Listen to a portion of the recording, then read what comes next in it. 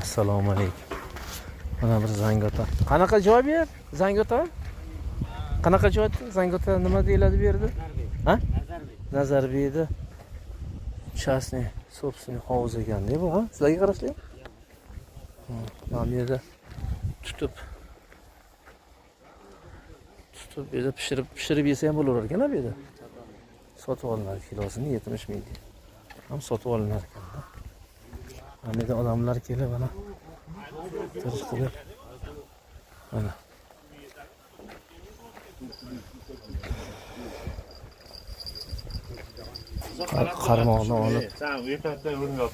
qarmoqni olib kelib bemalol mana qarmoqlar bor ekan. Qarmoq tashlab ham nima qilsa bugunchalik sovuq deyishyapti. Mana bu yerda pishirib beradi. Mana. Bitta tapchan so'risi necha pul dedingiz?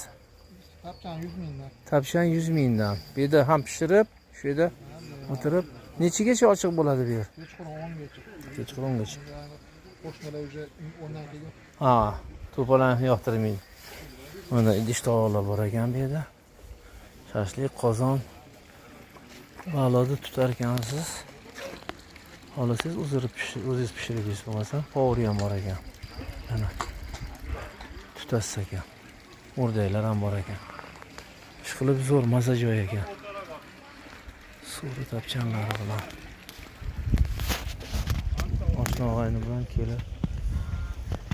Men shu yoqqa zakaz olgandim, kelib qoldim. Mana bizning mashina. Zo'r joy ekan.